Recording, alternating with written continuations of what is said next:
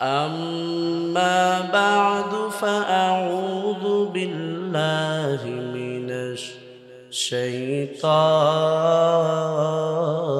الرجيم. بسم الله الرحمن الرحيم. وما أرسلناك إلا رحمة للعالمين. وقال النبي صلى الله عليه وسلم: لا يؤمن أحدكم حتى أكون أحب إليه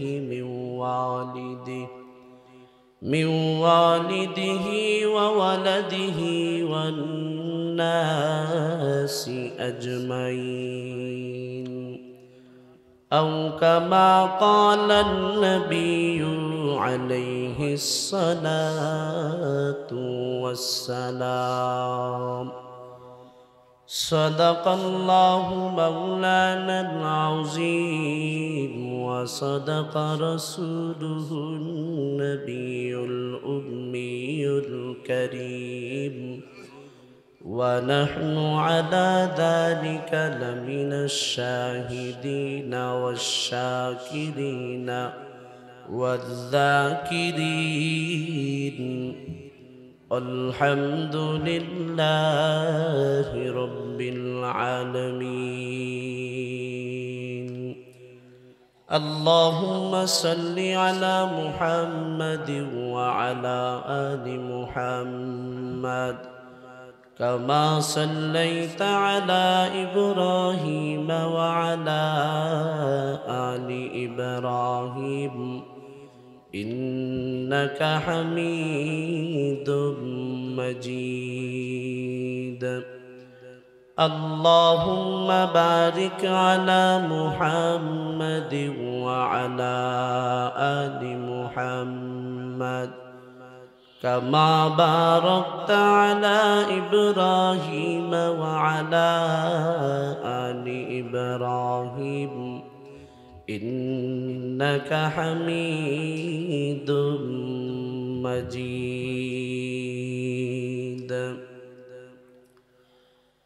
बातिल से दबने वाले ऐ आसमान ही है गम, बातिल से दबने वाले ऐ आसमान ही है गम। सू बार कर चुका है तू इंतहा हमारा, सू बार कर चुका है तू इंतहा हमारा। तौहीद की अमाना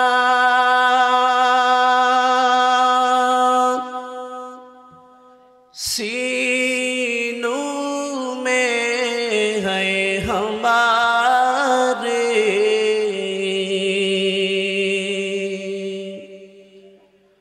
तौहीद की अमाना सीनों में है हमारे। आसान ही मिटाना नामो निशान हमारा। बलगल उला बिकमालिही कशफत दुजा बिजमालिही, हसनत जमीअ ख़सालिही सल्लु अलैहि व आलिहि। ला इलाहा इल्लल्लाह, সকলে মুহাব্বত লা ইলাহা ইল্লাল্লাহ লা ইলাহা ইল্লাল্লাহ লা ইলাহা ইল্লাল্লাহ লা ইলাহা ইল্লাল্লাহ লা ইলাহা ইল্লাল্লাহ লা ইলাহা ইল্লাল্লাহ লা ইলাহা ইল্লাল্লাহ লা ইলাহা ইল্লাল্লাহ মুহাম্মাদুর রাসূলুল্লাহ সাল্লাল্লাহু সুবহানাকা লা ইলমা লানা ইল্লা মা 'allamtana ইন্নাকা আনতাল আলিমুল হাকীম রব্বি ইশরাহ লি সাদরি ওয়া ইয়াসসির লি আমরি واحلل عقدة من لساني يفقهوا قولي اے ترک وطن سنت محبوب الہی اے ترک وطن سنت محبوب الہی यही है नबूवत की सदाकत की गवाही यही है नबूवत की सदाकत की गवाही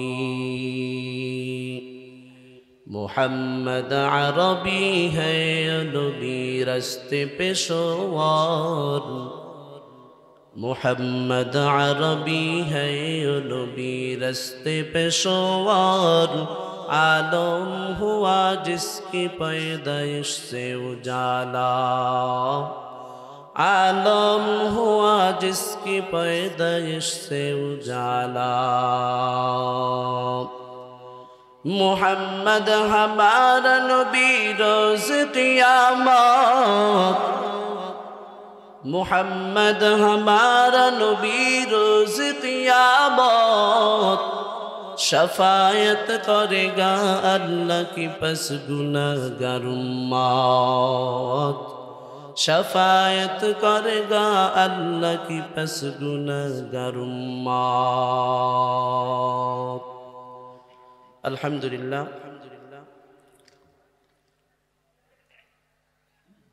जोधपाड़ा हाफिजिया कौमी मद्रासार हाफिज छात्रদের দস্তরবন্দি উপলক্ষে আজকের এই পঞ্চমতম বার্ষিক ওয়াজ মাহফিলের সম্মানিত সভাপতি প্রধান অতিথি বিশেষ অতিথিবৃন্দ মুআজ্জাজ মুকাররম জাতির যেই দাম বলে ওর থেকে লক্ষ কোটি গুণ দাম হলো এই ছোট্ট মজলিসটা আল্লাহ তাআলার কাছে কারণ আমি প্রায় জায়গায় বলি এক বস্তা তুলা আর এক বস্তা আর ছোট একটা টুকরা স্বর্ণ আপনারা বলেন তো এই ছোট এক টুকরা স্বর্ণের দাম বেশি হবে না এক বস্তা তুলার দাম বেশি হবে স্বর্ণের দাম বেশি সবাই বোঝে পাগলেও বোঝে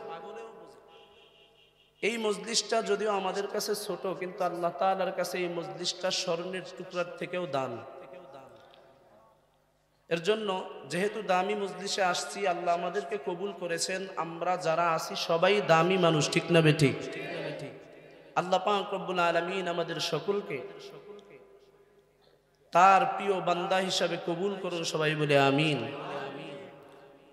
তো আপনাদের সম্মুখে পবিত্র কালামুল্লাহ থেকে একটি আয়াত তেলাওয়াত করেছি রাসূলুল্লাহ সাল্লাল্লাহু আলাইহি ওয়াসাল্লামের অসংখ্য অগণিত অমীয় বাণী হাদিসে কারিমা থেকে একটি হাদিস তেলাওয়াত করেছি উক্ত আয়াত এবং হাদিসের সমন্বয়ে কিছু আলোচনা করার চেষ্টা করব আল্লাহ তাআলা আমার জবান থেকে এমন কিছু আলোচনা বের করে দিন যার মাধ্যমে আমি এবং আপনারা উভয়ই উপকৃত হতে পারি সবাই বলে আমিন তো আমি যেই আয়াতে কারিমা তেলাওয়াত করেছিলাম আল্লাহ পাক রব্বুল আলামিন বলেন ওয়ামা আরসালনাকা ইল্লা রাহমাতাল লিল আলামিন আল্লাহ তাআলা তার প্রিয় হাবিবকে বলে হে হাবিব হে পয়গম্বর আমি আল্লাহ তাআলা আপনাকে দুনিয়ার জমিনে রহমত বানায়া পাঠাইছি কেমন রহমত? বলে আমার আপনার নবী হাবিবে কিবরিয়া আশরাফুল আম্বিয়া সাইয়্যিদুল মুরসালিন রাহমাতুল লিল আলামিন মুহাম্মাদুর রাসূলুল্লাহ সাল্লাল্লাহু আলাইহি ওয়াসাল্লাম আরবের জমিনে জন্মগ্রহণ করেছেন। এর জন্য অনেকের মনে প্রশ্ন হয় যে আল্লাহর রসুল মনে হয় আরবের জন্য রহমত। আবার অনেকে মনে করতে পারি আমরা রসুলের উম্মত মুসলমান মুমিনদের জন্য আমার নবী রহমত। আবার আমরা মনে করতে পারি যে মানব জাতির জন্য আমার নবী রহমত। এই প্রশ্ন বান্দার মনে আসতে পারে, এর জন্য সব প্রশ্নের জবাব আমার রব এক আয়াতের ভিতরে দিয়া দিছে। আল্লাহ তাআলা বলেন, ওয়া মা আরসালনাকা ইল্লা রাহমাতাল লিল আলামিন। হে পয়গম্বর, আপনি কোন জাতির জন্য শুধু নির্দিষ্ট রহমত নয়, কোন নির্দিষ্ট কোন জাতির জন্য, কোন মাখলুকের জন্য, কোন স্থানের জন্য শুধু রহমত নয়, আপনি নবী পুরো আলামিন বিশ্ব জগতের জন্য রহমত। আল্লাহ পাক রব্বুল আলামিন বলেন, ওয়া মা আরসালনাকা ইল্লা রাহমাতাল লিল আলামিন, ওয়া মা আরসালনাকা ইল্লা রাহমাতাল লিল আলামিন। আল্লাহ তাআলা বলে, পয়গম্বর, আমি আল্লাহ তাআলা আপনি পয়গম্বরকে দুনিয়ার জমিনে পাঠাইলাম রহমত বানায়া। আমি আল্লাহ আপনি নবীকে কোন নির্দিষ্ট একটা মাখলুকের জন্য রহমত বানাই নাই। আপনি নবীকে আমি আল্লাহ কোন নির্দিষ্ট এলাকার জন্য রহমত বানাই নাই। আপনি পয়গম্বর নির্দিষ্ট কোন মাখলুক, কোন স্থানের জন্য রহমত নয়, আপনি হলেন পুরো আলামিনের জন্য রহমত। আপনি নবী কেমন রহমত জানেননি? দুনিয়ার জমিনে যত মাখলুক আছে সব মাখলুকগুলোকে আমি আল্লাহ তাআলা সৃষ্টি করেছি। এই দুনিয়ার কোনো মাখলুকের কাছে আমি আল্লাহ কখনো কারো মুখাপেক্ষী নয়। দুনিয়ার কোনো মাখলুকের ইবাদত আমি করি না, বরং আমার ইবাদত করে সব মাখলুক। কিন্তু আপনি নবী এমন রহমতের নবী, ইন্নাল্লাহা ওয়া মালাইকাতাহু ইউসাল্লুনা আলান নবী। আল্লাহ তাআলা ঘোষণা দেন, পয়গম্বর কেমন রহমতের নবী আপনি জানেননি? দুনিয়ার সব মাখলুকগুলো আমি রবের ইবাদত করে, সব মাখলুকগুলো আমি রবের জন্য বড় পাগল। কিন্তু আমি রব, আমি আল্লাহ আপনি রহমতের নবীর জন্য বড় পাগল। এর জন্যই আমার ফেরেশতা, ইন্নাল্লাহা ওয়া মালাইকাতাহু, আল্লাহ তাআলা ঘোষণা দিয়েছেন, ও পয়গম্বর আমার যত ফেরেশতা আছে সব ফেরেশতারা আপনার উপরে দুরূদ পড়ে। শুধু আমার ফেরেশতা নয়, স্বয়ং আমি আল্লাহ নিজেও আপনার উপরে দুরূদ পড়ি। কারণ আপনি নবী, সাধারণ কোন নবী না, সাধারণ পয়গম্বর না, আপনি হলেন সাইয়্যিদুল মুরসালিন, আপনি হইলেন রাহমাতুল লিল আলামিন। আল্লাহ তাআলা বলে, পয়গম্বর আমি আল্লাহ তাআলা যেমন পুরো আলামিনের জন্য রব, আমার আপনার রব আল্লাহ তাআলা পুরো আলামিন বিশ্ব জগতের জন্য আমার আপনার রব আল্লাহ তাআলা। এর জন্যই তো আমরা নামাজের মুসাল্লায় দাঁড়ায়া যাই। নামাজের মুসাল্লায় দাঁড়াইয়া সর্বপ্রথম আল্লাহ তাআলার প্রশংসায় লিপ্ত হয়ে যাই। সূরাতুল ফাতিহার তেলাওয়াত শুরু করে দেই, আলহামদুলিল্লাহি রাব্বিল আলামিন। সকল প্রশংসা ওই মালিক যিনি পুরো বিশ্ব জগতের জন্য রব, যেই মালিক পুরো আলামিনের জন্য রব। আল্লাহ তাআলা বলে, পয়গম্বর আমি আল্লাহ তাআলা হইলাম পুরো আলামিনের জন্য রব। আর আমি দুনিয়ার জমিনে সর্বপ্রথম একটা ঘর নির্মাণ করেছি, সর্বপ্রথম একটা ঘর বাইতুল্লাহ আমি দুনিয়ার জমিনে নির্মাণ করেছি। ইন্না আউওয়ালা বাইতি উদিআ লিন-নাস লাল্লাযী বিবাক্কাতা মুবারাকা ওয়া হুদান লিল আলামিন।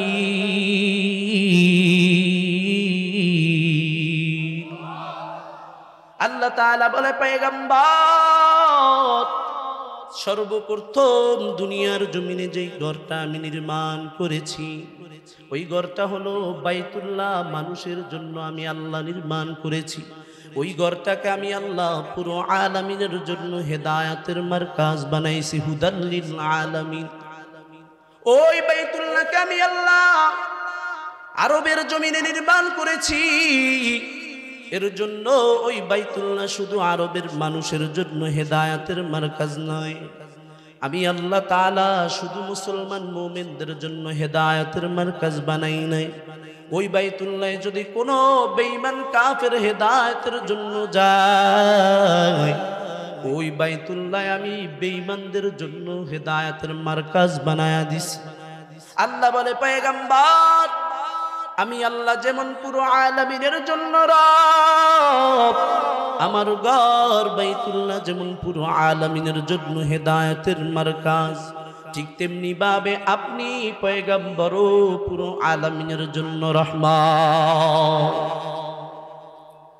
কেমন রহমতের নবী আমার, যেই নবী দুনিয়াতে আগমন করার পূর্বেও রহমত, দুনিয়াতে আগমন করার পরেও রহমত।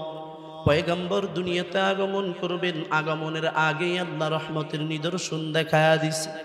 কারণ আমার আল্লাহ তাআলা যেই দিন তার প্রিয় হাবিবকে আল্লাহ তাআলা সৃষ্টি করেছেন বড় মোহাব্বত করে, সেই দিন আল্লাহ তাআলা নির্ধারণ করেছেন তার প্রিয় হাবিব কোন বাবার ঔরসে দুনিয়াতে আগমন করবে। তার প্রিয় হাবিব রাহমাতুল লিল আলামিন কোন মা ভাগ্যবতী মায়ের গর্ভে তার প্রিয় হাবিবকে আল্লাহ তাআলা পাঠাবেন, সেটা আল্লাহ তাআলা যেদিন তার প্রিয় হাবিবকে বানাইছেন সেই দিনকেই আল্লাহ তাআলা নির্ধারণ করেছেন আব্দুল্লাহ এবং আমেনার জন্য।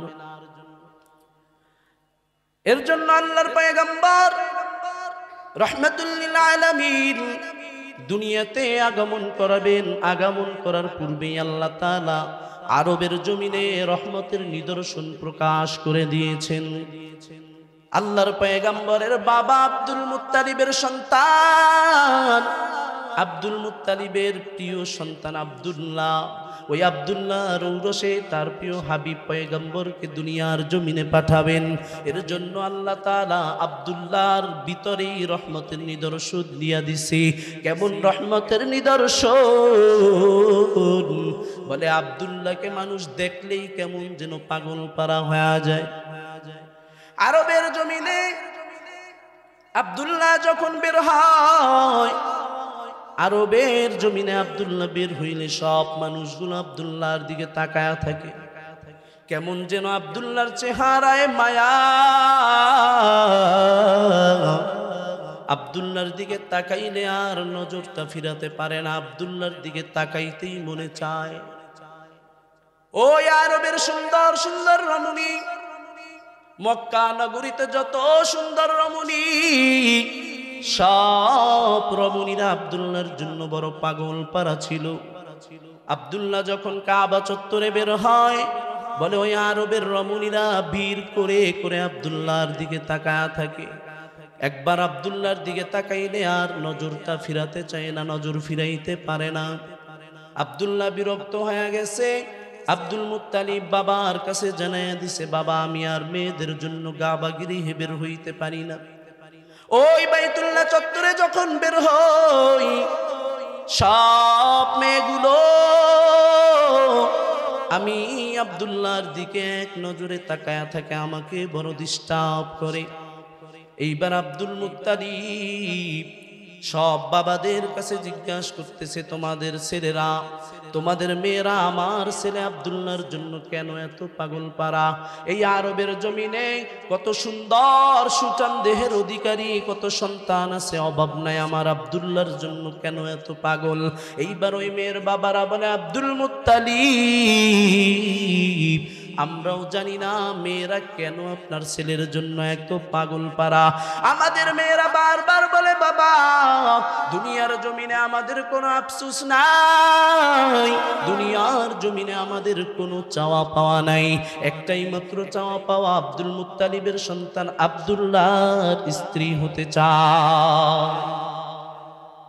কারণ ওই আব্দুল্লাহর প্রতি আলাদা একটা রহমতের নিদর্শন আমার আল্লাহ তাআলা লাগায়া দিছে,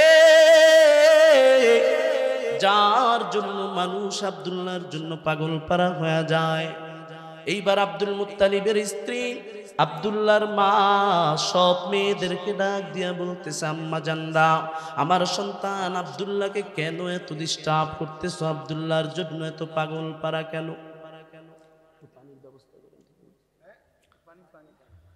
আব্দুল্লাহর জন্য কেন এত পাগল পারা? এইবার ওই মেয়েগুলো বলতেছে, আম্মা জান, আপনার সন্তান আব্দুল্লাহ বাইতুল্লাহর মুতাওয়াল্লি আব্দুল মুত্তালিবের ছেলের জন্য আমরা পাগল না, আপনার সন্তান আব্দুল্লাহ আরবের ভিতরে সব থেকে সম্ভ্রান্ত ফ্যামিলির সন্তানের জন্য আমরা পাগল না, আপনার সন্তান আব্দুল্লাহ ধন দৌলত টাকা পয়সার জন্য আমরা পাগল না, তাহলে তোমরা কিসের জন্য পাগল? মেয়েগুলো বলে, আম্মা জান, আব্দুল্লাহর চেহারার দিকে যখন আমরা তাকাই মায়ায় পড়ে যাই, ওই আব্দুল্লাহর চেহারার ভিতরে আলাদা একটা নূরের ঝলক, ওর চেহারার ভিতরে তাকাইলে আমরা কেমন যেন একটা আলো দেখতে পাই, একবার তাকাইলে বারবার আব্দুল্লাহর দিকে তাকাইতে মনে চায়। আব্দুল্লাহর চেহারা এত সুন্দর নুরানি চেহারা, আব্দুল্লাহর থেকে আর নজর ফিরাইতে পারি না, এর জন্য আমরা বারবার আব্দুল্লাহর দিকে তাকায়া থাকি। এইবার আব্দুল মুত্তালিবের স্ত্রী আব্দুল্লাহর মা আব্দুল্লাহকে আর কাবা গৃহে বাইতুল্লাহ চত্বরে আর বের হইতে দেয় না। এইবার আরবের ভিতরে ঘোষণা হয়ে গেছে, আব্দুল মুত্তালিবের সন্তান আব্দুল্লাহ, তাকে তার বাবা বিবাহ করাবেনের জন্য সারা দেশে প্রস্তাব চলতেছে, কিন্তু আব্দুল্লাহর জন্য পুরো আরবের থেকে সুন্দর ভালো ভালো ফ্যামিলির প্রস্তাব আসে।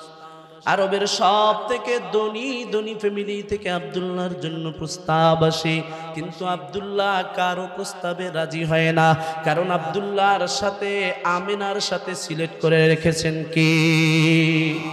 আরো জোরে বলেন কে? আমার আল্লাহ তাআলা আব্দুল্লাহ এবং আমিনার জন্য আল্লাহর পয়গম্বরকে তাদের মাধ্যমে দুনিয়ায় পাঠাবেন। আল্লাহ তাআলা সেটা যেদিন তার পয়গম্বরকে বানিয়েছেন সেদিনকেই সিলেক্ট করেছেন। এর জন্য আব্দুল্লাহর সামনে পুরো পৃথিবীর সব থেকে সুন্দরী আসলেও আব্দুল্লাহর পছন্দ হবে না। পুরো পৃথিবীর সব থেকে ধনী নারী যদি আব্দুল্লাহর সামনে আনা হয়, আব্দুল্লাহর পছন্দ হবে না, কারণ আল্লাহর পক্ষ থেকে সিলেক্ট করে রেখেছেন আমার আল্লাহ তাআলা আব্দুল্লাহর জন্য। আরবের সুন্দর ফ্যামিলি থেকে প্রস্তাব আসে, কিন্তু আব্দুল্লাহ কারো প্রস্তাবে রাজি হয় না। হঠাৎ করে যখন আমিনার ফ্যামিলি থেকে আব্দুল্লাহর জন্য প্রস্তাব চলে আসছে, এইবার আব্দুল্লাহর বিন্দু পরিমাণ কোনো প্রশ্ন নাই, আব্দুল্লাহ এক কথায় আমিনার জন্য রাজি হয়ে গেছে।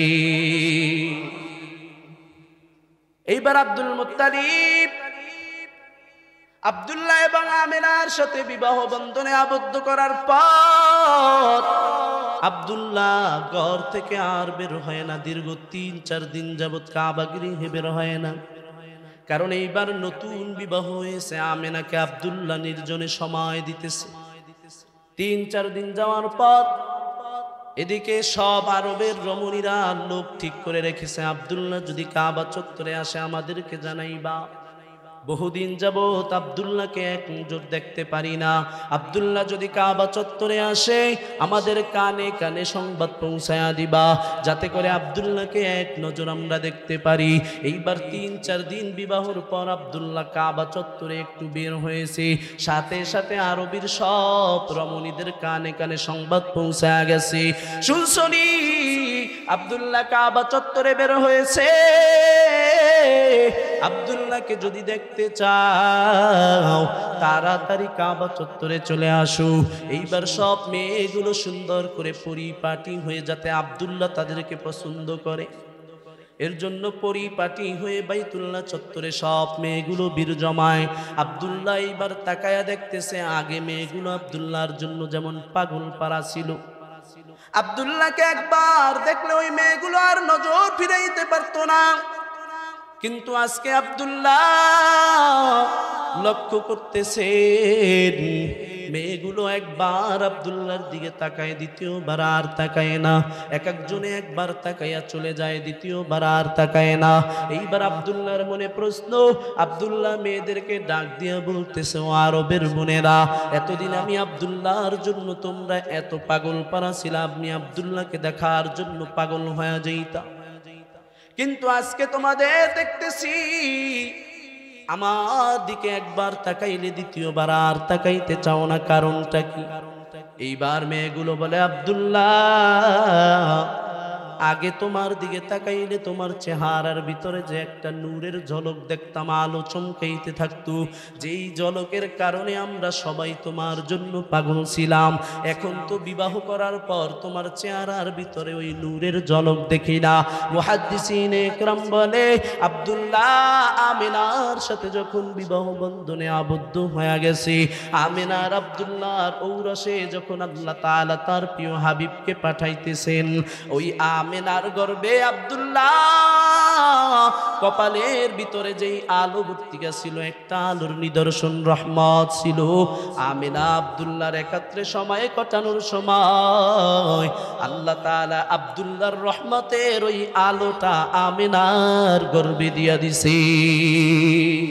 সাইয়্যিদুল কাউনাইনি খাতমুল মুরসালিন আখেরা মদবুয়াদ ফখরুল আউয়ালিন ইমামুল আউয়ালিন আল আখিরিন বাহরে সদকা রহমাতাল লিল আলামিন শুধু ওয়াজুদাস রহমাতাল লিল আলামিন মসজিদে ইউশুদ হামারু এ জমিন। ভাই গলা টানতেছে, একটু মাস্টার কমান, মাইকের অপারেটর ভাই একটু মাস্টার কমান, হালকা রিভাব থাকলে একটু রিভাব বাড়ায় দেন হালকা। আল্লাহর পয়গম্বর মায়ার নবী রাহমাতুল লিল আলামিন দুনিয়াতে আগমন করবেন, আগমনের আগে থেকে আল্লাহ রহমতের নিদর্শন দেখা দিছে। পয়গম্বর কেমন রহমতের নবী আমার, দুনিয়াতে আগমন করার পর সব বেঈমান কাফের গুলো পয়গম্বরের জন্য পাগল পারা। আরবের জমিনে সব বেঈমান কাফের মুনাফিক আল্লাহর নবী দুনিয়াতে আগমন করেছেন শোনার পর সবাই পাগল পারা হয়ে যায়।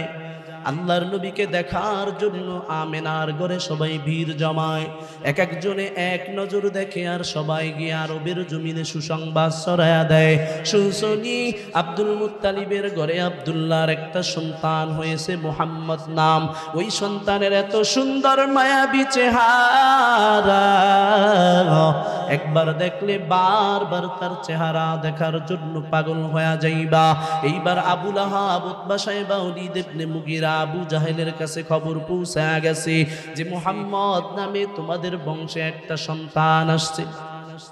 কাফের বেঈমানের সরদার আবু জাহেল, উতবা, শাইবা, ওলীদ ইবনে মুগীরা, আবু লাহাব সব বেঈমান গুলো পয়গম্বরকে দেখার জন্য পাগল পারা হয়ে আব্দুল মুত্তালিবের ঘরে দৌড়ায়। এক একজনে দেখে আর বলে হায় হায় এত সুন্দর চেহারা, কি সুন্দর মায়াবী চেহারা। এই আরবের জমিনে আর কোনোদিন এত সুন্দর সন্তান জন্ম নেয় নাই। এই আরবের জমিনে মুহাম্মদের মতো সুন্দর সন্তান মনে হয় আর জন্ম নিবে না। যে আবু লাহাব আল্লাহর পয়গম্বরের সব থেকে বড় শত্রু, ও আবু লাহাব আল্লাহর পয়গম্বরের চেহারা দেখার পরে এতটা পাগল পারা হয়ে গেছে, বলে আবু লাহাবের দাসী ছিল, ওই দাসীটাকে খুশি হয়ে আজাদ করে দিয়েছি। বেঈমান কাফেরদের অন্তরের ভিতরে আমার আল্লাহ তাআলা এমন মুহাব্বত তৈরি করে দিয়েছেন, কারণ তার প্রিয় হাবিব নবুয়ত পাওয়ার আগে সব বেঈমান কাফেরদের মুহাব্বতে বড় হবে। নবুয়ত লাভ করার আগে সব বেঈমানদের অন্তরে আল্লাহ তাআলা মুহাব্বত ঢুকায়া দিছে। সবার মুহাব্বতে আল্লাহর পয়গম্বর আস্তে আস্তে বড় হতে থাকবে।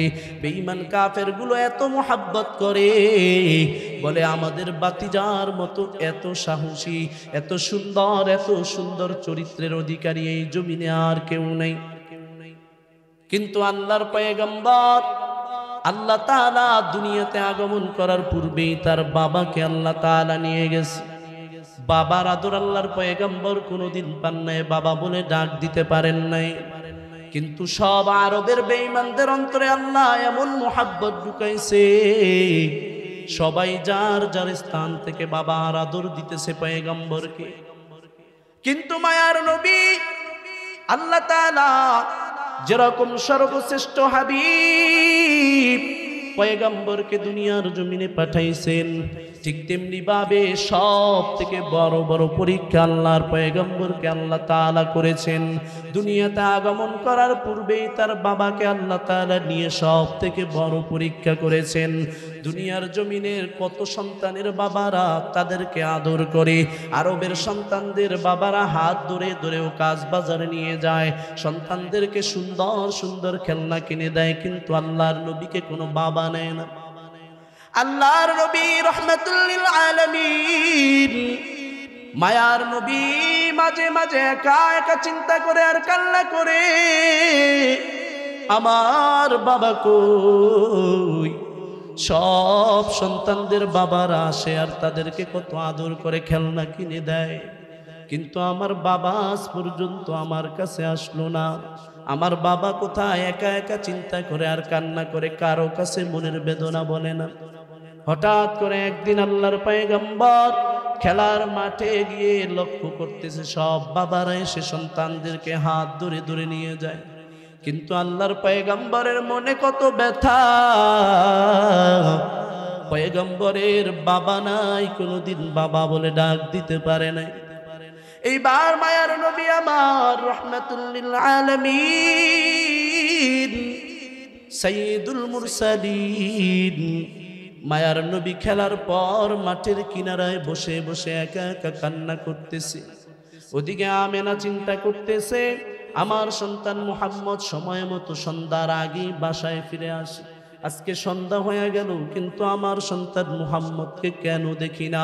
এইবার আমেনা বাহিরে বের হয়ে সব মানুষকে জিজ্ঞাসা করতেছে, আমার সন্তান মুহাম্মদকে তোমরা দেখছনি?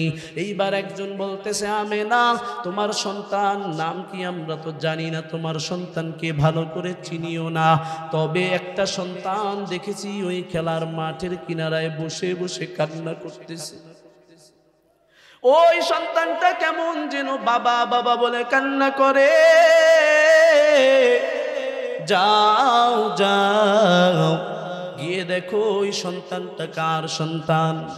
আমেনা তো বুঝে ফেলেছে আমার সন্তান মুহাম্মদ ছাড়া আর কেউ না। এইবার আমেনা দৌড়ায় আল্লাহর পয়গম্বরের কাছে গিয়ে বলতেছে, বাবা মুহাম্মদ কেন তুমি কান্না করতেছো? আল্লাহর নবী বলে, আম্মা জান সব সন্তানদের বাবারা এসে হাতে ধরে ধরে সন্তানদেরকে নিয়ে যায়। ও মা বলো আমার বাবা কই? জন্মের পরে একদিন আমার বাবাকে বাবা বলে ডাক দিতে পারলাম না। ও আম্মা জান বলো আমার বাবা কই, আমার বাবাকে একবার বাবা বলে ডাক দিব। এইবার আমেনা বলে আব্বা জান তোমার বাবা তোমার জন্মের পূর্বেই দুনিয়া থেকে বিদায় হয়ে চলে গেছে। আল্লাহর পয়গম্বর এইবার আমেনাকে বুকে জড়াইয়া কান্না করতেছি, ও মা জীবনে একবার বাবা বলে ডাক দিতে পারলাম না, বলো আমার বাবার কবর কোথায়, একটু বাবার কবরটা দেখতে যাব। মায়ার নবী কান্না করতেছেন, আমেনাও কান্না করতেছেন, আল্লাহর নবীর গলা ধরে আমেনা কান্না করে, ও বাবা তোমার বাবা তো ব্যবসার কাজে গিয়ে দুনিয়া থেকে বিদায় হয়ে চলে গেছে। এইবার আমেনা আব্দুল মুত্তালিবের কাছে আবদার জানাইছে, ও আব্বা জান আপনার নাতি তার বাবার কবর জিয়ারত করতে যাইতে চায়। এইবার আব্দুল মুত্তালিব তার উম্মে আইমান তার দাসী এবং আমেনাকে সাথে দিয়ে উটের পিঠে উঠায়া দিছে, আল্লাহর নবীকে উঠায়া তার বাবার জিয়ারতে পাঠায়া দিছে। মায়ার নবী রহমাতুল লিল আলামিন দাসী উম্মে আইমান আর মা আমেনাকে নিয়ে বাবার কবর জিয়ারতে রওয়ানা। পয়গম্বর রহমাতুল লিল আলামিন যখন বাবার কবরের কাছাকাছি গিয়েছে, আমেনা ডাক দিয়া বলে বাবা তাকায়া দেখো ওই গাছের নিচে তোমার বাবা আব্দুল্লাহর কবর। মায়ার নবী রহমাতুল লিল আলামিন বাবার কবরের কাছে গিয়ে এইবার চিৎকার করে করে কান্না করে, বাবা দুনিয়াতে এসে একবারও বাবা বলে তোমাকে ডাক দিতে পারলাম না, দুই নয়নে কোনদিন তুমি বাবাকে আমি মুহাম্মদ দেখি নাই, ও বাবা তোমাকে না দেখার বেদনা আমার কত কষ্ট। আল্লাহর পয়গম্বর আব্দুল্লাহর কবরের পাশে গড়াগড়ি খায়ার কান্না করে। আল্লাহ তাআলা জিব্রাইলকে বলে, জিব্রাইল যাও যাও, আমার পয়গম্বরের কান্না আমি আল্লাহ সহ্য করতে পারি না, আমার পয়গম্বরকে তার বাবার কবরের পাশ থেকে সরায়া দাও। জিব্রাইল এইবার আল্লাহর নবীকে বাবার কবরের পাশ থেকে সরায়া দেওয়ার পর উম্মে আইমান দাসী আল্লাহর নবীকে উটের পিঠে উঠাইয়া এইবার আমেনাকে নিয়ে উম্মে আইমান আবার মক্কা নগরের দিকে রওয়ানা। উটের পিঠে কিছু দূর আসার পর এইবার হঠাৎ করে আমেনার পেটে বেদনা শুরু হয়ে গেছে। আমেনা উম্মে আইমানকে বলে, উম্মে আইমান তুমি বাহন থামাও, আমার পেটে অনেক বেদনা শুরু হয়ে গেছে। এইবার আমেনা নিচে পড়ে গড়াগড়ি খায়ার কান্না করতেছে। মায়ার নবী জানে না আল্লাহ তাআলা তাকে আরো বড় পরীক্ষা নিতেছেন। আল্লাহর পয়গম্বর রাহমাতুল লিল আলামিন দুনিয়াতে আগমন করার পূর্বেই বাবা হারা এতিম হয়ে গেছে। আর ওই বাবার কবর জিয়ারতে যাওয়ার পর পয়গম্বরকে আল্লাহ তাআলা মা হারা এতিম বানায়া দিছে। এইবার আমেনা নিচে গড়াগড়ি খায় আর কান্না করতেছে। আমেনা ডাক দিয়া বলতেছে, উম্মে আইমান আমার সন্তান মুহাম্মদকে আমার বুকে দাও, আমার মনে হয় আমি আর এই দুনিয়ায় থাকবো না, আমার সন্তানটা বাবার আদর দুনিয়ায় পায় নাই, আমি মা সন্তানকে বড় করব কিন্তু আমারও মনে হয় এখানে শেষ সময় চলে আসছে। আল্লাহর পয়গম্বরকে বুকে ধরে এইবার আমেনা ডাক দিয়া বলে, মুহাম্মদ তোমার বাবাকে তো জন্মের আগেই হারাইলাম, এইবার মাকেও মনে হয় শেষ দেখা দেখবা, ও মুহাম্মদ মাকে শেষবারের মতো একবার দেখে নাও। আল্লাহর পয়গম্বর কান্না করে আর রবের দরবারে চিৎকার করে বলতেছে, ও দয়ার মালিক বাবার আদর পাইলাম না, মায়ের আদরটাও শেষ হয়ে যাইতেছে, আমি কার কাছে বড় হব, আমি মুহাম্মদকে কে আদর করবে, আমার তো আপন কেউ নাই। আল্লাহর পয়গম্বরকে এইবার উম্মে আইমান উটের পিঠে উঠাইয়া এইবার মক্কা নগরের দিকে চলে আসতেছে। আল্লাহর পয়গম্বরের চোখে পানি, ওদিকে আব্দুল মুত্তালিব অপেক্ষা করতেছে উটের পিঠে তিনজন ফিরে আসবে আব্দুল্লাহর কবর জিয়ারত করার পর। এইবার আব্দুল মুত্তালিব দূর থেকে তাকায়া দেখতেছে উটের পিঠে তিনজনকে পাঠাইলাম, তিনজনের ভিতরে একজন আমার পুত্রবধূ আমেনা কোথায় গেল দেখি না। উম্মে আইমান দাসীকে বলতেছে, উম্মে আইমান আব্বাজান বলো আমার পুত্র বধূ আমেনা কই? উম্মে আয়মান বলে আব্বাজান পুত্রবধূ আমেনা আপনার কত মুহাব্বতের পুত্রবধূ ছিল। আমেনা তার স্বামীর কবর জিয়ারতে গিয়ে আল্লাহর পয়গম্বর মুহাম্মদকে এতিম করে দুনিয়া থেকে বিদায় নিয়ে চলে গেছে। এইবার মায়ার নবীকে বুকে জড়াইয়া আব্দুল মুত্তালিব বলতেছে দাদু ভাই তোমার বাবা নাই মা নাই, তুমি মনে কষ্ট নিবা না। আমি আব্দুল মুত্তালিব যতদিন বেঁচে থাকবো তোমাকে বুকের ভিতরে আগলাইয়া রাখবো। আল্লাহর পয়গম্বরকে আব্দুল মুত্তালিব নিজের সন্তানদের থেকেও বেশি মোহাব্বত করতেন। গভীর রজনীতে পয়গম্বর মাঝে মাঝে মা মা বলে চিৎকার করে ঘুম ভেঙে যাইতো। আব্দুল্লাহ বুকের ভিতরে জড়ায়া জড়ায়া আল্লাহর পয়গম্বরকে বড় আদর করতেন। মায়ার নবী বারবার চিৎকার মারতেন আমার মা কই, মা কই। আব্দুল মুত্তালিব ওই গভীর রজনীতে উঠে পয়গম্বরকে বারবার সান্ত্বনা দিতেন। আব্দুল মুত্তালিব নিজের বাবার মতো করে আদর করে করে পয়গম্বরকে বড় করতেছিলেন। আল্লাহ তাআলার পক্ষ থেকে কুদরত, আল্লাহ তাআলার পরীক্ষা। 8 বছর বয়সে আল্লাহ তাআলা তার দাদাকেও নিয়ে গেছে। এইবার আল্লাহর পয়গম্বর আবু তালেবের কাছে আল্লাহর পয়গম্বরের দায়িত্ব চলে আসছে। এই আবু তালেব পয়গম্বরকে 1-2 বছর নয় 44টা বছর পয়গম্বরকে বুকে আগলায় রাখছে।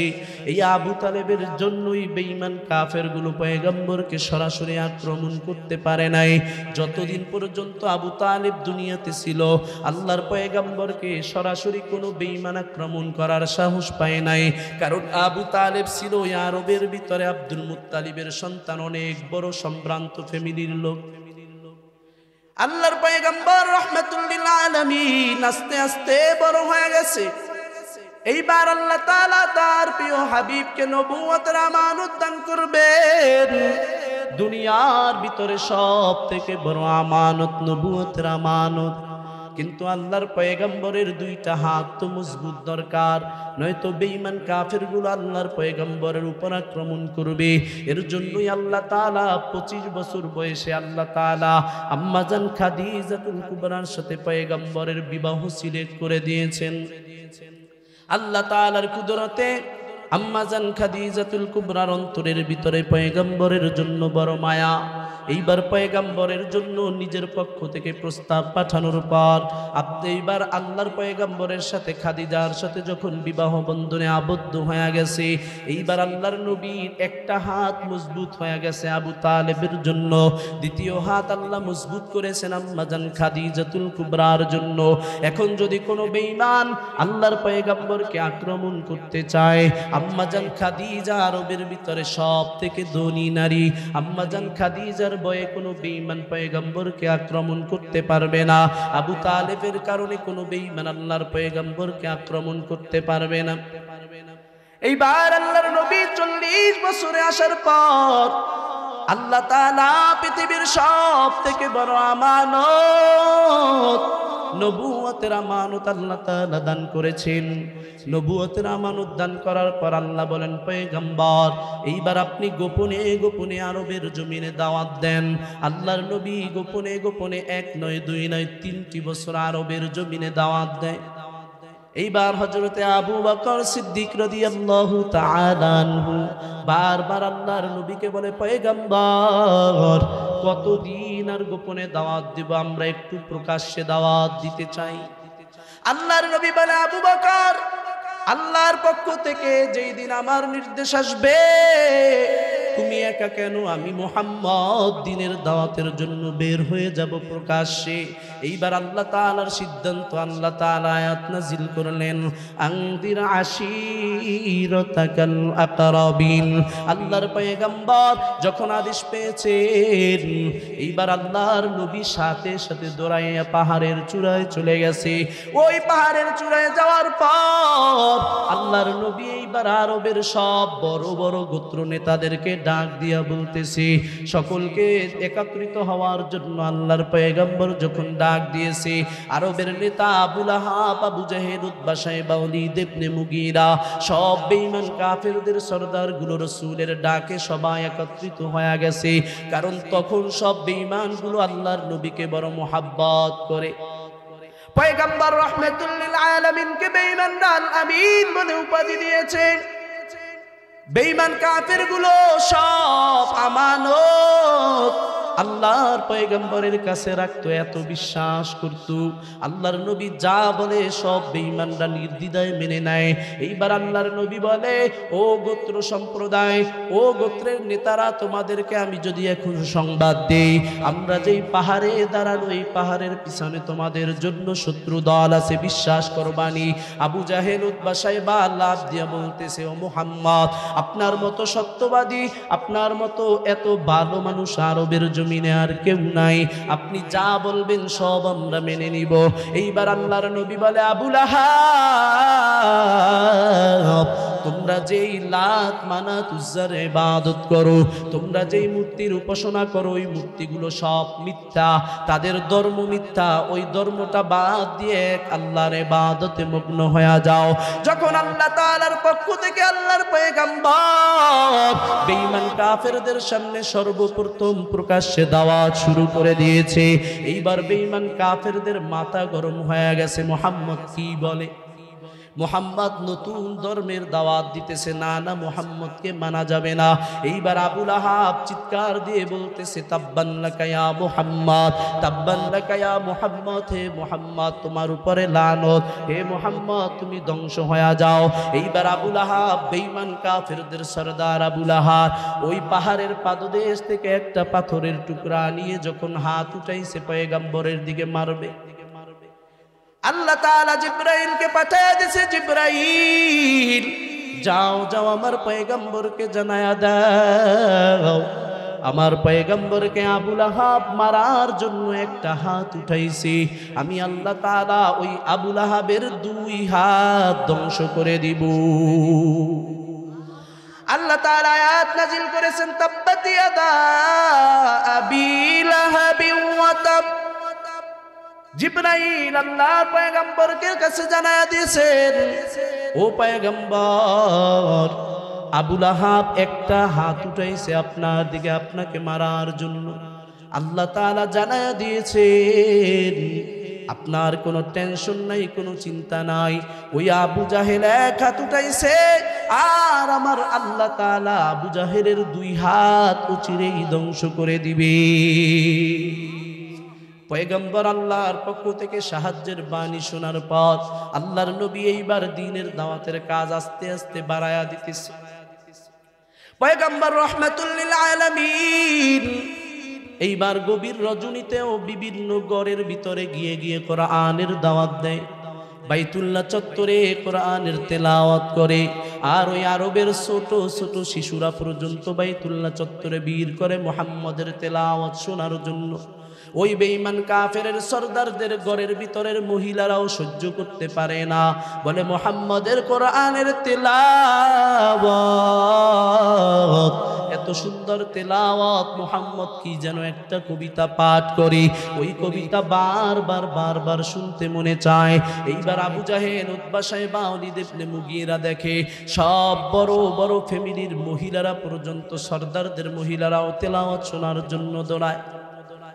তাদের মাথা গরম হয়ে গেছে, মুহাম্মদ বাতিজাকে এত মহব্বত করি, কিন্তু এই বাতিজা আমাদের ধর্মটাকে মিথ্যা বানোয়াট বলে নিজে একটা ধর্ম প্রচার করতেছে।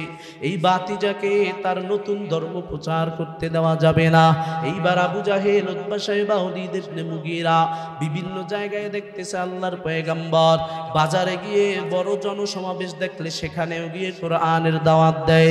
আল্লাহর নবী রাত্রবেলাও কোরআনের দাওয়াত দেয়, দিনের বেলাও কোরআনের দাওয়াত দেয়। আল্লাহর পয়গম্বর তার দাওয়াতের পরিধি দেখে আবু জাহেল, উতবা, শাইবার মাথা গরম হয়ে গেছে। না না, বাতিজাকে আর এই দাওয়াত দিতে দেওয়া যাবে না।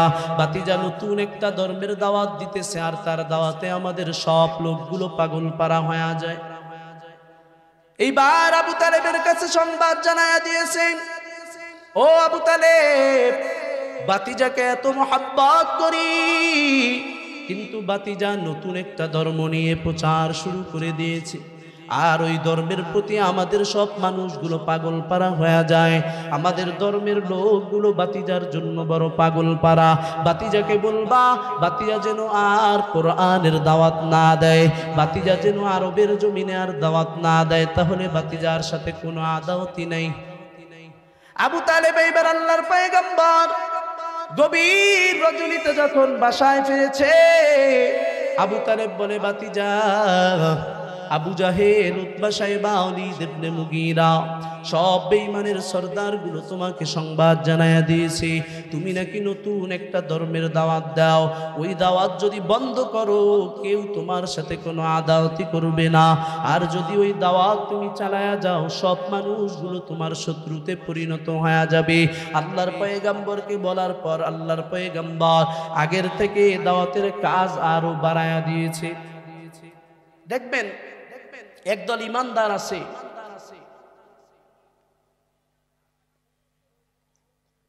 তাদেরকে যখন বলা হয় দ্বীনের কাজ থেকে একটু স্লো হইতে বলা হয়, দ্বীনের কাজ একটু কম করতে বলা হয়, বিভিন্ন সময় বিভিন্ন বড় বড় নেতাদের পক্ষ থেকে অর্ডার আসে, আপনি এই কথাগুলো এখন একটু বইলেন না, পরে বইলেন, এখন সময় ভালো না, এরকম বলে না? আছে না এমন নেতা? দেখবেন যারা পরিপূর্ণ ইমানদার, ওনাদেরকে যখন নেতা নিষেধ করে তখন কেমন যেন তাদের ভিতর থেকে ইমানের ভোল্টেজ বাইরা যায়, ঠিক না বেঠি? যেই কথাগুলো বলতে নিষেধ করে আরো বেশি করে এই কথা, দ্বীনের কথা বলে, এমন আলেম আছে না নাই? কারণ যারা পরিপূর্ণ মুমিন, তাদের অন্তরের ভিতরে যে ইমানের একটা পাওয়ার আছে, বেঈমানদের কথার সাথে সাথে ইমানের পাওয়ারটা আরো বেশি পরিমাণ জ্বলে যায়। আল্লাহর নবী যখনই বেঈমানরা নিষেধ করে, আরো দ্বীনের দাওয়াতের কাজ বাড়ায়া দিতেছে।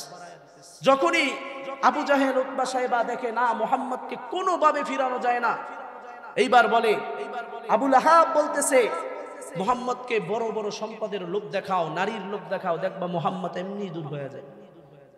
নাউজুবিল্লাহ। আল্লাহ তাআলা যেই দ্বীনের জন্য আল্লাহর পয়গম্বরকে দুনিয়াতে পাঠিয়েছে, এই দ্বীন, আল্লাহর নবী সম্পদ, টাকা পয়সা, সুন্দরী নারীর লোভে এই দ্বীনের কাজ ছেড়ে দিবে। বেঈমানরা এখনো আমাদের সেই 1400 বছর আগে আবু জাহেল, আবু লাহাব, এদের উত্তরসূরি এখনো এই জমিনে আছে না নাই?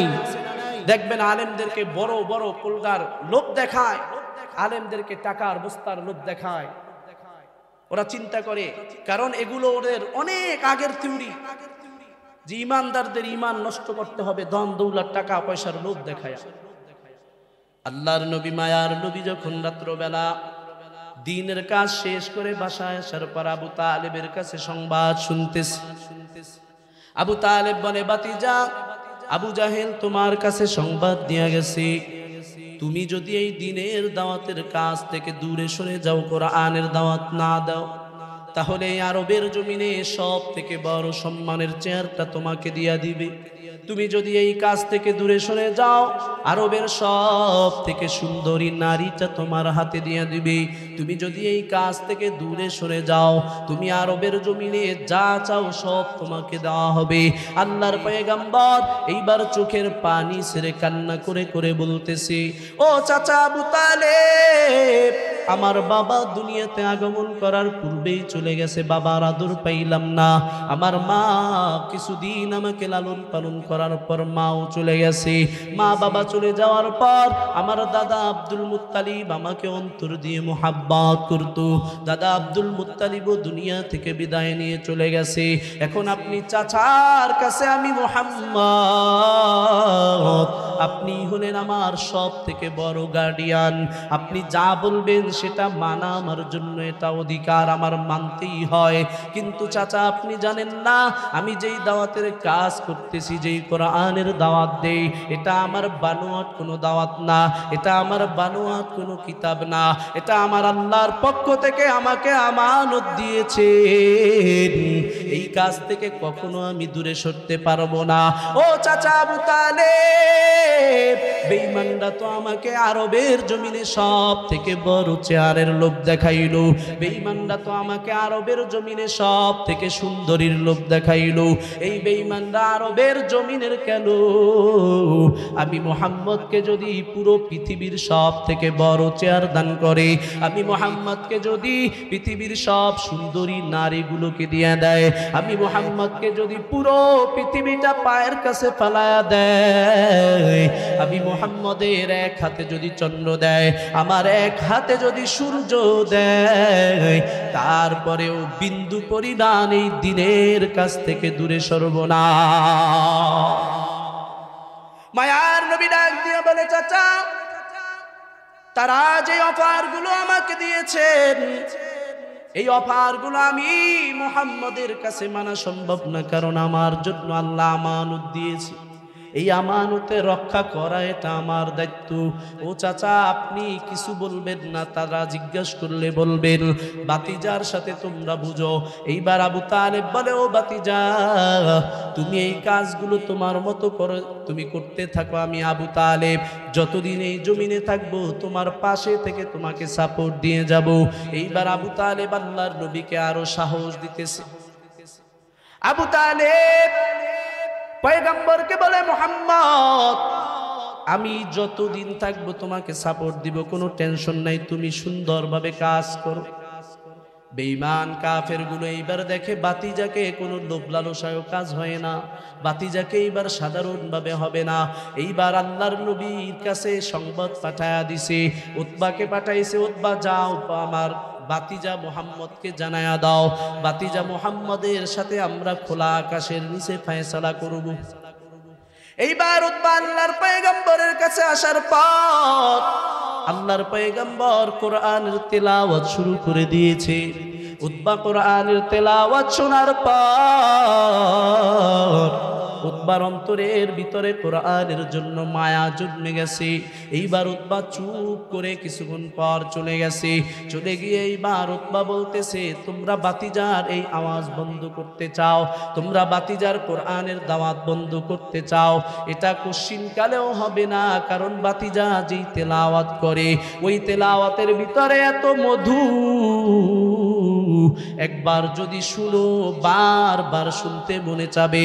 বাতিজাকে তোমরা দাওয়াতের কাজ থেকে দূরে সরাতে যাইও না, তাহলে বাতিজা দিনের কাজ আরো জোর গতিতে করতে থাকবে। বাতিজাকে নিষেধ কইরো না, বাতিজা মুহাম্মদ তার নিজের কাজ যেভাবে করে করতে দাও, তাকে বাধা দিও না। এইবার বেঈমানরা বলে, না না, বাতিজাকে যেভাবে হোক তাকে থামাইতে হবে। আবু তালেবের কাছে আবার সংবাদ পাঠায়া দিছে, আবু তালেব বাতিজাকে বলবা বাতিজা যেন দাওয়াতের কাজ ছেড়ে দেয়, নয়তো বাতিজাকে আমরা যেভাবেই হোক তার সাথে আমরা ফয়সালা করব। তার মানে আল্লাহর নবী রাহমাতুল লিল আলামিন মায়ার নবীর সাথে যুদ্ধ করতে চায়, রক্তপাত ঘটাইতে চায়।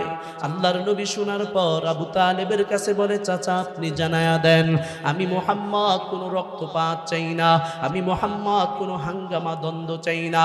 আপনি আবু জাহেল উতবা সাহেবা তাদের কাছে জানায়া দেন, আমি মুহাম্মদ কাবা চত্বরে তাদের সাথে বসে একটা ফয়সালা করতে চাই। এইবার আবু তালেব আল্লাহর পয়গম্বর রাহমাতুল লিল আলামিন মায়ার নবীর এই কথাগুলো যখন আবু জাহেলের কাছে জানায়া দিছে, আবু জাহেল বাতিজা তোমাদের সাথে বসে সুন্দর একটা ফয়সালা করতে চায়। এইবার আবু জাহেল চিৎকার দিয়ে বলতেছে, হায় হায়, আমরা যা চাই তা তো ঘটে যাইতেছে, বাতিজা তো আমাদের দলে চলে আসতেছে, কালকে বাতিজা মনে হয় আমাদের দলে চলে আসবে। দৌড়াই এইবার আবুল আহাবের বাড়ির সামনে চলে গেছে। ও আবুল আহাব শুনছনি, বাতিজা কালকে আমাদের সাথে একটা সমাধান করতে চায়। আবুল আহাব বলে, ও আবু জাহেল, বাতিজাকে সাধারণভাবে সমাধান করলে হবে না, বাতিজাকে বলো, বাতিজাকে আমরা কয়েকটা শর্ত দিতে চাই, এই শর্তগুলো যদি বাতিজা মানে তাহলে বাতিজার সাথে আমরা সমাধান করব। এইবার আবু তালেব আল্লাহর পয়গম্বরের কাছে যখন জানায়া দিছে, ও বাতিজা মুহাম্মদ তারা তোমার সাথে কয়েকটা শর্ত দিতে চায়। আল্লাহর নবী এইবার চিন্তা করে কিছুক্ষণ পর বলতেছে, ও চাচা, তারা কয়েকটা শর্ত কেন, কয়েক হাজার শর্ত যদি দেয় আমার কোনো আফসোস নাই, তবে তাদের কাছে জানায়া দেন তাদের সব শর্ত আমি মানব, আমি মুহাম্মদের একটা শর্ত মানতে হবে। এইবার আবু তালেব আবু জাহেলের কাছে জানায়া দিছে, আবু জাহেল, বাতিজা মুহাম্মদ তোমাদের সব শর্তগুলো মেনে নিবে, কোনো সমস্যা নাই, তবে বাতিজাও একটা শর্ত দিতে চায়, মানবানি? আবু জাহেল বলে, বাতিজা এত শর্ত আমাদের মানবে, একটা শর্ত মানবো না এটা হয় নাকি? অবশ্যই বাতিজার শর্ত মানবো। এইবার তোমরা সিদ্ধান্ত করো কবে মিটিংয়ে বসা যায়। 3 দিন পর কাবা চত্বরে আমরা মিটিংয়ে বসবো, বাতিজার সাথে একটা ফয়সালা হবে। বেঈমান কাফেরগুলো একে একে কানে কানে একজনের কাছে জানায়া দেয়, আগামীকাল বাইতুল্লাহ চত্বরে বাতিজার সাথে আমরা একটা সমাধান করব। এতদিন যাবৎ বাতিজার চিন্তায় টেনশনে আমাদের ঘুম হারাম হয়ে গেছে, কালকে থেকে আমরা শান্তিতে ঘুমাতে পারবো। কিন্তু ওই বেঈমান কাফেরগুলো জানে না, আগামীকাল থেকে ওদের ঘুম দিনের রাতের সব ঘুম হারাম হয়ে যাবে। আল্লাহর নবী রাহমাতুল লিল আলামিন এইবার 3 দিন পর তাদের সিদ্ধান্ত অনুযায়ী কাবা চত্বরে আসবে আল্লাহর পয়গম্বর একা, পৃথিবীতে পয়গম্বরের সাথে আর কেউ নাই। কিন্তু বেঈমান কাফেরগুলো সব একত্রিত হয়ে পয়গম্বরের সাথে ফয়সালায় বসবে। মায়ার নবী আমার আল্লাহর কাছে চোখের পানি ফেলায়া ফেলায়া বলতেছে, ও দয়ার মালিক, এই জমিনে আমি মুহাম্মদের তো কেউ নাই, বেঈমানরা কত বাড়ি দল। আল্লাহ তাআলা জিবরাইলকে বলে, জিবরাইল যাও যাও আমার পয়গম্বরের কানে কানে জানায়া দাও, আমার পয়গম্বর মনের ভিতরে যে একটা শর্ত খুঁজে নিয়েছে, আমার পয়গম্বরকে জানায়া দাও ওই একটা শর্তের সামনে বেঈমানদের সব শর্ত আমি আল্লাহ বিলীন করে দিব। মায়ার নবী রাহমাতুল লিল আলামিন আল্লাহর পক্ষ থেকে সংবাদ শোনার পর এইবার আল্লাহর নবী কাবা চত্বরে যাইতেছে, সব বেঈমানগুলো অপেক্ষা করতেছে। একজন আর একজনকে বলে, আজকে বাতিজা আমাদের কাছে হেরে যাবে, বাতিজা আমাদের দলে চলে আসবে, এর চেয়ে খুশির সংবাদ আর কিছু নাই। সব বেঈমান কাফেরগুলো সুন্দর করে বসে আছে। আল্লাহর নবী কাবা চত্বরে ঢোকার পর বেঈমানগুলো এইবার চিৎকার দিয়ে দিয়ে বলতেছে, বাতিজাকে আমরা আল আমিন বলে উপাধি দিয়েছিলাম, বাতিজা মনে হয় তার উপাধিটা রক্ষা করবে। মায়ার নবী রাহমাতুল লিল আলামিন ঢোকার পর বেঈমানের সরদার আবু লাহাব বলে, বাতিজা তুমি নাকি আমাদেরকে একটা শর্ত দিতে চাও, তোমার শর্তটা আগে বলো। মায়ার নবী বলে, চাচা আপনারা আমার থেকে অনেক বড়, বয়সেও বড়, সব দিক থেকে বড়, আমার তোমার তো একটা শর্ত, এই শর্তটা আমি সবার শেষে বলবো, আপনাদের কি কি শর্ত আপনারা আমাকে জানায়া দেন। এইবার আবু লাহাব দাঁড়ায়া সর্বপ্রথম যেই শর্ত দিয়েছে, বলে, বাতিজা তুমি কাবা চত্বরে আর কোরআনের তেলাওয়াত করতে পারবা না, কাবা চত্বরে কোরআনের তেলাওয়াত করতে পারবা না। মায়ার নবী রাহমাতুল লিল আলামিন আশ্চর্য হয়ে গেছে, আজীব ব্যাপার, আমি তেলাওয়াত করি, এই তেলাওয়াতে আপনাদের কি সমস্যা? আবু লাহাব বলে, বাতিজা না, অনেক সমস্যা আছে, তোমার তেলাওয়াত শুনে আমাদের বিবিরা, আমাদের সন্তানরা পাগল পারা হয়ে যাইতেছে, আমাদের দল আস্তে আস্তে করে দলের লোকগুলো কমে যাইতেছে, তোমার প্রতি মুহাব্বত বেড়ে যাইতেছে, এই তেলাওয়াত তোমাকে আর করতে দেওয়া যাবে না। বাইতুল্লাহ চত্বরে আল্লাহর নবীর তেলাওয়াত বন্ধ করতে চেয়েছে আবু লাহাব।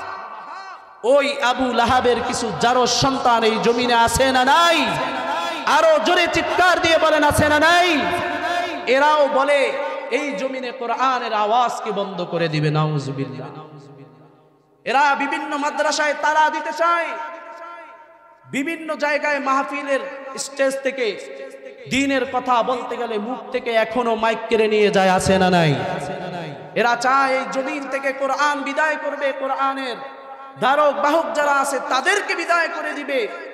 কিন্তু এরা জানে না এদের পূর্বপুরুষ আবু লাহাব আল্লাহর নবীর কোরআনের আওয়াজ বন্ধ করতে চেয়েছিল, কিন্তু আল্লাহর নবীর কোরআনের আওয়াজ তখনও ছিল, এখনো আছে, কিয়ামত পর্যন্ত থাকবে। কিন্তু বেঈমান আবু লাহাব লাঞ্ছিত অপমানিত হয়ে দুনিয়া থেকে বিদায় নিয়ে চলে গেছে, ঠিক না বেটি? এই বেঈমানের সর্দারদের চেলা চামুন্ডা যারা এই জমিনে আছে, কোরআনের আওয়াজ বন্ধ করে দেওয়ার স্বপ্ন দেখে, কসম খোদার তোমাদের স্বপ্ন তো কোনোদিন বাস্তবায়ন হবেই না, আরো তোমরা এই জমিন থেকে লাঞ্ছিত অপমানিত হয়ে বিদায় হইবা, ঠিক না বেটি? একদল আমরা দেখেছি তারা বলেছিল এই কোরআনের আওয়াজ এগুলা কি দরকার, এই মাহফিল টাহফিল এগুলার কি দরকার, এগুলো বন্ধ করে দাও। কিছুদিনের মাথায় আল্লাহ তাআলা তাদেরকে এমন পতন ঘটায়া দিছে, নিজের বাবার কবর জিয়ারত করার সুযোগ পায় না, ঠিক না বেটি? এই কোরআনের সাথে যারাই আদাওয়াতি করবে, যে দল হোক, চাই ইসলামের সাইনবোর্ড লাগাও, বড় বড় জুব্বা বড়, কোনো কাজে আসবে না। কোরআনের সাথে আদাওয়াতি করলে, কোরআনের তালেবে ইলমদের সাথে আদাওয়াতি করলে, আলেমদের সাথে আদাওয়াতি করলে আল্লাহ তাআলা এমন লাঞ্ছিত অপমানিত করবে, দুনিয়ার জমিনে মানুষগুলো তাকায়া তাকায়া দেখবে যে আলেমদের সাথে বেইজ্জতি করার কারণে, আলেমদেরকে অপমান করার কারণে, আলেমদের সাথে শত্রুতা করার কারণে আল্লাহ তাআলা এই পরিদশা তার করেছে, ঠিক না বেটি? এর জন্য সাবধান করতে চাই। আবু লাহাব অনেক বড় নেতা ছিল, আবু লাহাব কোরআনের আওয়াজ কিন্তু বন্ধ করতে পারে নাই। আবু লাহাবের পর থেকে আজ পর্যন্ত লক্ষ লক্ষ বেঈমান বন্ধ করতে চেয়েছে, কোরআনের আওয়াজ বন্ধ তো করতে পারেই নাই, বরঞ্চ কোরআন দিন দিন আরো আওয়াজ বাড়তেছে। আমরাও বলবো, তোমরা যদি কোরআনের আওয়াজ বন্ধ করতে চাও, এই স্বপ্ন বাংলাদেশে নয়, অন্তত পক্ষে বাংলাদেশ থেকে বের হয়ে তারপর স্বপ্ন দেখো, ঠিক না বেটি? আল্লাহ পাক রব্বুল আলামিন আমাদেরকে বুঝার তৌফিক দান করুন, বলুন আমিন। যাই হোক, অনেক রাত হয়ে গেছে, তাড়াতাড়ি। আল্লাহ রাসূল সাল্লাল্লাহু আলাইহি ওয়াসাল্লাম যখন জিজ্ঞাসা করছে, চাচা আমার শর্তগুলো বলেন,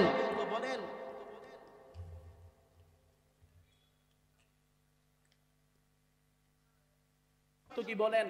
বলে 2 নাম্বার শর্ত, মুহাম্মদ তুমি বাজারে গিয়ে গিয়ে বিভিন্ন জামায়াতের ভিতরে গিয়ে কোরআনের দাওয়াত দাও, এগুলো আর দিতে পারবা না।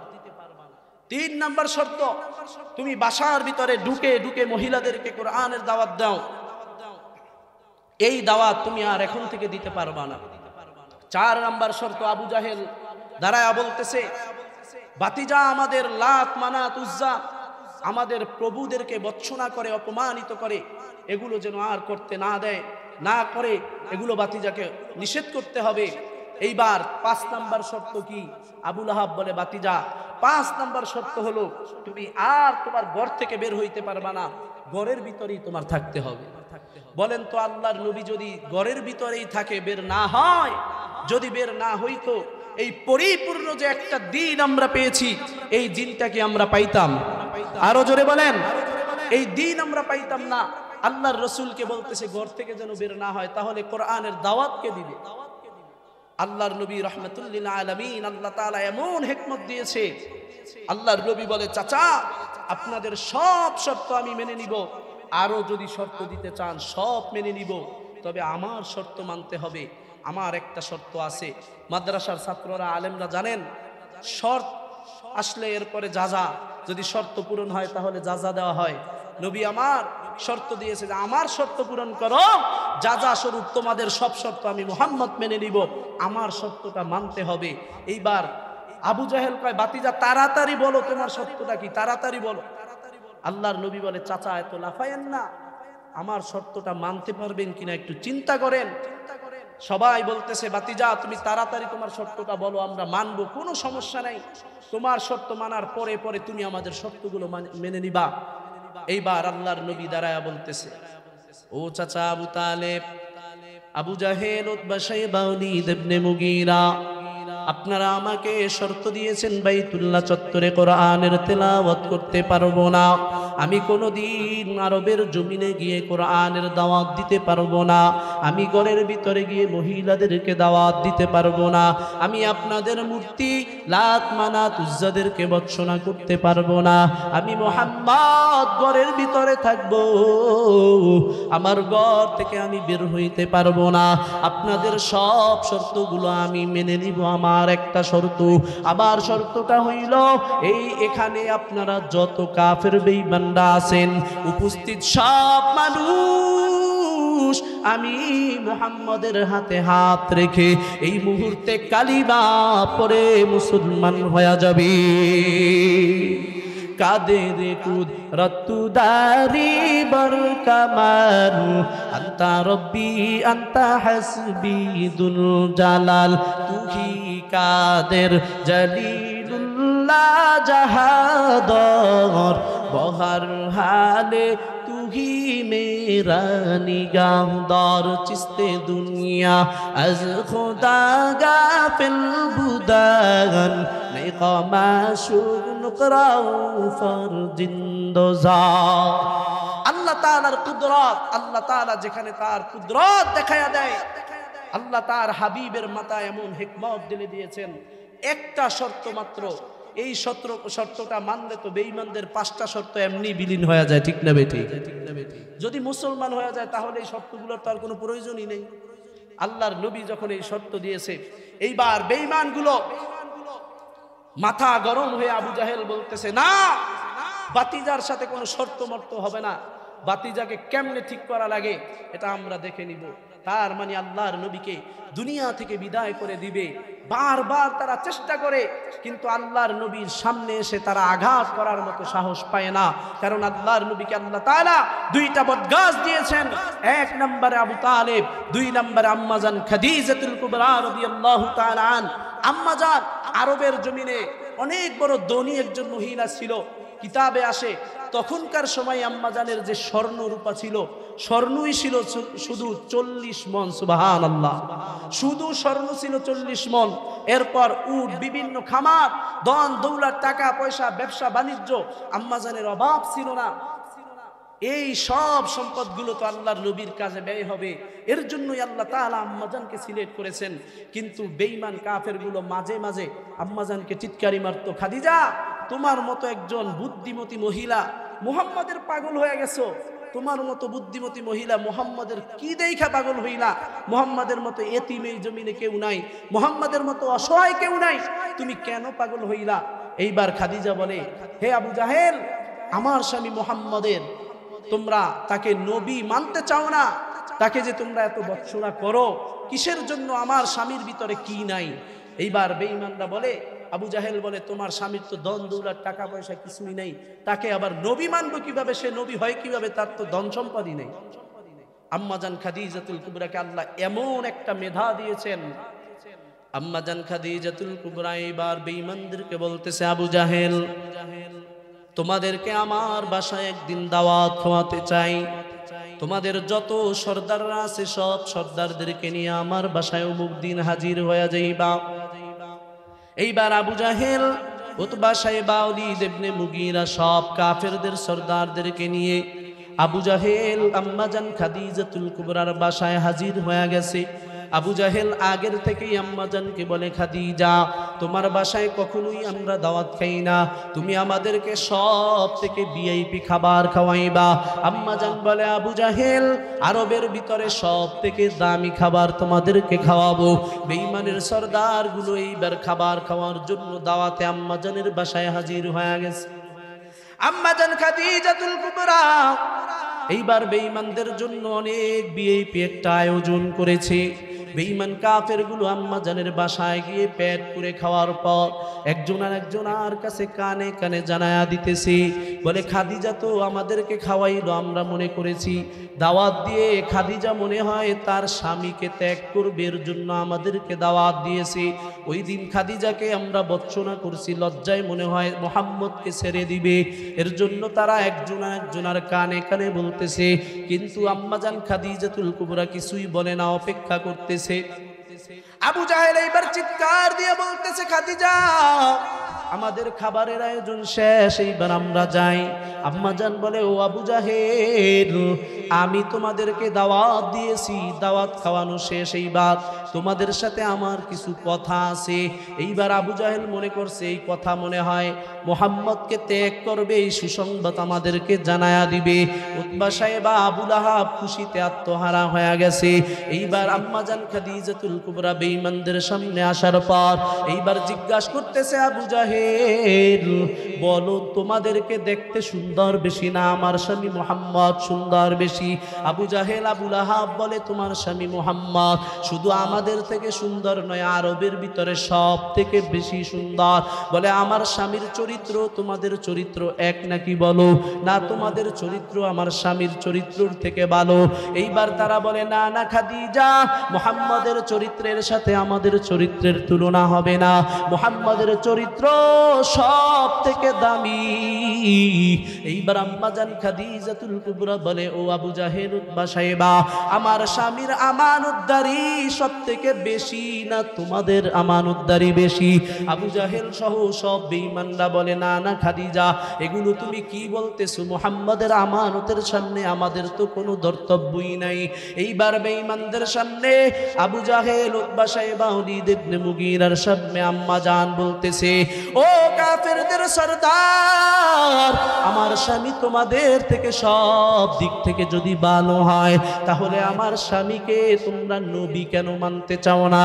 বেঈমানরা বলে খাদিজা, তোমার স্বামী সব দিক থেকে পারফেক্ট, কিন্তু তোমার স্বামীর কোনো ধন দৌলত টাকা পয়সা নাই। তোমার স্বামী এই জমিনের ভিতরে সব থেকে অসহায়, তোমার স্বামীকে এর জন্য আমরা নবী মানতে পারি না। আম্মাজান খাদিজাতুল কুবরা এইবার বলে আবু জাহেল উতবা সাহেবা ওলীদ ইবনে মুগীরা, তোমরা ভালো করে শুনে নাও, আমার স্বামী মুহাম্মদ আজ থেকে আমি খাদিজার যত সম্পদ আছে, আমি খাদিজার যত টাকা পয়সা আছে, আমার যত ব্যবসায়িক কাফেলা আছে, এক কথায় আমি খাদিজার যত সম্পদ, সব সম্পদের মালিক আমি আমার স্বামী মুহাম্মদকে বানায়া দিলাম।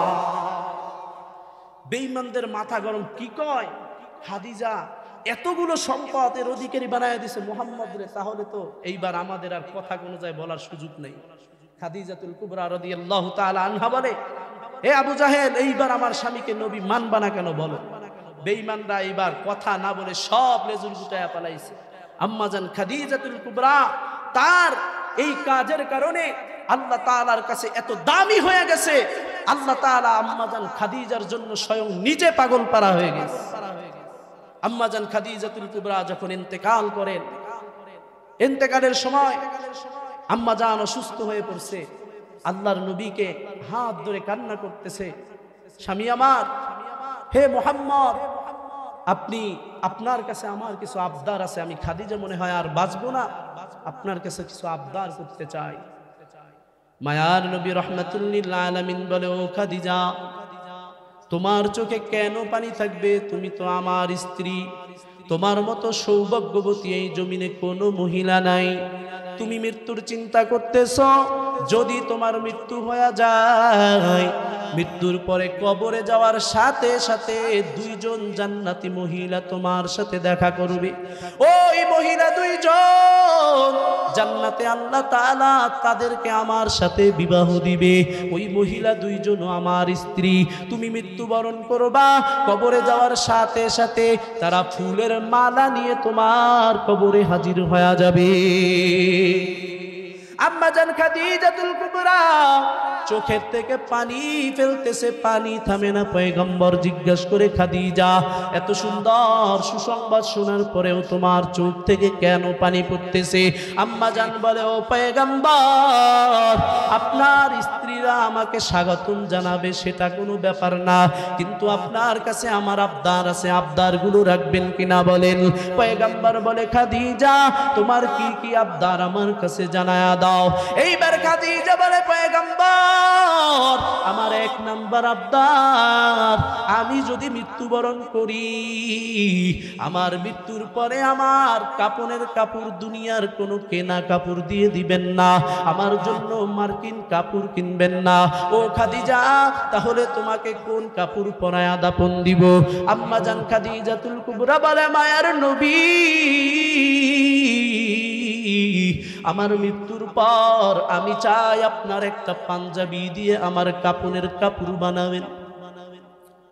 ও খাদিজা, এরপরে আবদার কি বলো মায়ার নবী? 2 নাম্বার আবদার হলো আমি খাদিজা মৃত্যুর পরে আমাকে যেন কোনো পর পুরুষ গায়ে হাত না দেয়, আপনি নিজের হাতে ধরে আমাকে কবরের ভিতরে শোয়াইবেন। এরপরে আবদার বলো, খাদিজা বলে পয়গম্বর আমাকে কবরে রাখার পর আমার কবর, আমার লাশের পাশ দিয়ে একটু আপনি চাইরো সাইটে আপনি হাঁটবেন, হেঁটে হেঁটে আমার লাশের পাশে একটা চিহ্ন দিয়া দিবেন। এইবার তোমার আবদার বলো। আম্মা জান বলতেছে পয়গম্বর সর্বশেষ আবদার হলো সবাই যখন আমাকে মাটি দিয়ে চলে যাবে, আপনি পয়গম্বর আপনি আমাকে মাটি দিয়ে চলে যাইবেন না, আপনি মাটি দিয়ে না গিয়ে আপনি আমার কবরের পাশে দাঁড়ায়া থাকবেন। এইবার আল্লাহর নবী বলে খাদিজা তোমার কবরের পাশে দাঁড়ায়া আমি কি করব? আম্মা জান খাদিজাতুল কুবরা বলে মায়ার নবী ফেরেশতারা যখন আমাকে প্রশ্ন করবে ওই প্রশ্নের জবাবগুলো দাঁড়ায়া দাঁড়ায়া আপনি নবী দিয়া দিবেন। এইবার পয়গম্বর বলে খাদিজা দুনিয়ার কোন মানুষের এই স্বার্থ নাই, আল্লাহ তাআলা আমাকে এমন শক্তি দেয় নাই যে আমি দাঁড়ায়া দাঁড়ায়া তোমার প্রশ্নের জবাব দিয়ে দিব। কিন্তু খাদিজা জানতে চাই তুমি যে পাঞ্জাবি দিয়ে তোমার কাপড়ের কাপড় বানাইতে চাও লাভ কি তোমার? আম্মা জান বলে ও পয়গম্বর আপনার জুব্বা দিয়ে যদি আমি খাদিজার কাপড়ের কাপড় বানায়া দেন আমার বিশ্বাস হয় আল্লাহ তাআলা যদি আমাকে জাহান্নামের আসামি বানায়া দেয়, আল্লাহ তাআলা যদি আমার কবরটা জাহান্নামের আগুন দিয়ে ভরপুর করে দেয়, আপনি রাসূলের পাঞ্জাবি আমার শরীরের ভিতরে জড়ানোর কারণে আমার মনে হয় ওই আগুনের এত বড় সাহস নাই আপনার জুব্বা বের করে আমি খাদিজার শরীরে আগুন লাগবে। আল্লাহর নবী বলে খাদিজা দ্বিতীয় নাম্বারে তোমার লাশের পাশে যখন আমি ঘুরবো এটা দিয়ে তোমার লাভ কি হবে? খাদিজাতুল কুবরা বলে পয়গম্বর আমার লাশের পাশে দিয়ে যদি আপনি হাঁটেন আপনার পায়ের যে চিহ্ন পদ চিহ্ন পড়ে যাবে, জাহান্নামের আগুন যদি আমার কবরে ঢুকতে চায় আপনার ওই পায়ের চিহ্ন বেদ করে জাহান্নামের আগুন প্রবেশ করতে পারবে না। এইবার মায়ার নবী রাহমাতুল লিল আলামিনের কাছ থেকে আম্মা জান খাদিজাতুল কুবরা বিদায় হয়ে গেছে। মায়ার নবী খাদিজার কথা মতো এইবার তার নিজের জুব্বা দিয়ে কাপড়ের কাপড় বানায়া দিছে। আম্মা জান খাদিজাতুল কুবরার আবদার অনুযায়ী নিজের হাতে কবরে নামাইয়া এইবার লাশের চারপাশে একটু পা দিয়ে হেঁটে হেঁটে চিহ্ন দিয়া দিছে। এইবার আল্লাহর নবী রাহমাতুল লিল আলামিন খাদিজাতুল কুবরার চেহারাটা এইবার কিবলার দিকে ফিরায়া দেয়। আল্লাহর নবী কিবলার দিকে ফিরায় কিন্তু চেহারাটা আবার কেমন যেন আসমানের দিকে ফিরে যায়, আবার কিবলার দিকে ফিরায় আবার চেহারাটা আসমানের দিকে ফিরে যায়। মায়ার নবী রাহমাতুল লিল আলামিন বারবার বারবার আম্মা জানের চেহারাটা মক্কার দিকে ফিরায়, কিবলার দিকে ফিরায় আর চেহারাটা আসমানের দিকে সরে যায়। এইবার মায়ার নবীর চেহারাটা মলিন হয়ে গেছে। আল্লাহর নবী চিন্তা করতেছে আমার খাদিজা কি ভুল করেছে যেই ভুলের কারণে আল্লাহ এমন করতেছে। আল্লাহ তাআলা জিবরাইলকে পাঠায়া দিয়েছে, জিবরাইল যাও যাও।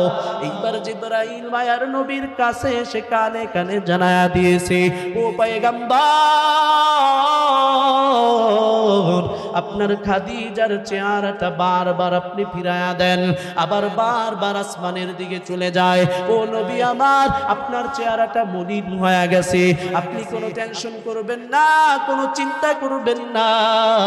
আপনি যখন কিবলার দিকে খাদিজার চেহারাটা ফিরায়া দেন আল্লাহ তাআলা ফেরেশতার মাধ্যমে চেহারাটা আসমানের দিকে ফিরায়া দেয়। আবার যখন কিবলার দিকে ফিরান আল্লাহ ফেরেশতা দিয়ে আসমানের দিকে ফিরায়া দেয়। ও জিবরাইল কেন আমার খাদিজার চেহারা আসমানের দিকে ফিরায়া দেয়?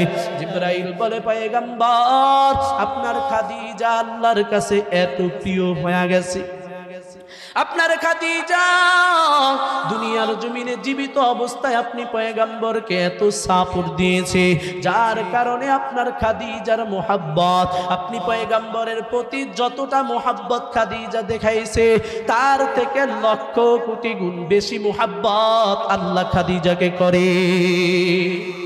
ও পয়গম্বর, আল্লাহ তাআলা বলেছেন আপনার খাদিজার চেহারাটা মক্কার দিকে থাকবে না, আপনার খাদিজার চেহারা স্বয়ং আল্লাহর দিকে থাকবে।